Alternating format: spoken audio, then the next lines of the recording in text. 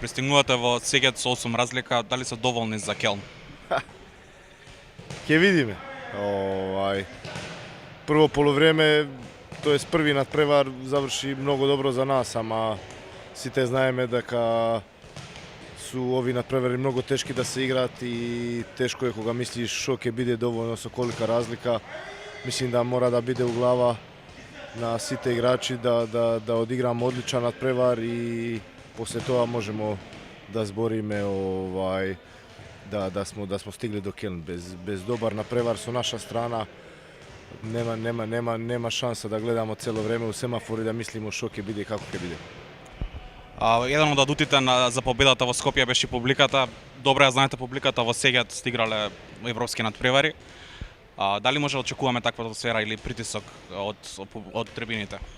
Па види, притисок и добра атмосфера, нормално да се очекува оваа сала.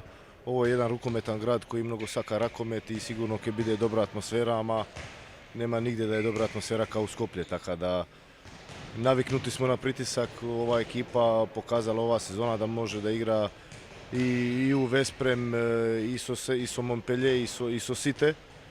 Така да само се треба да се концентрираме на надпревар и на наша работа, тоа е да изиграме многу добра обрана, да бидеме агресивни, да сакаме победа и само така можеме до Келн.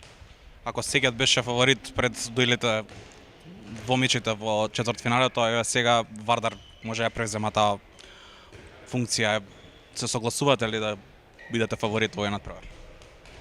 Па реално кога гледаш после плюс 8 нормално е да размислуваш да си фаворит, ама мислим да тоа не игра некоја велика улога. Видели смо и пред некои дани Кјелце Париз, кој е еден од главних фаворита за освојување Лига на шампиони, изгуби 10 разлики у Кјелце, така да четвртфинал е многу тешки надпревари, многу пати бев у Келн и зборев многу пати дека е полесно се игра Final Four него четвртфинални надпревари, така да со моја страна малце опрезно ќе кажем да и смо фаворити после плюс 8, ама 50-50 давам шанса за утре, за тоа што мислим да морамо пак да повториме на надпреварот прошлата неделја и да морамо да изиграмо многу добар надпревар ако сакаме да видиме Келн.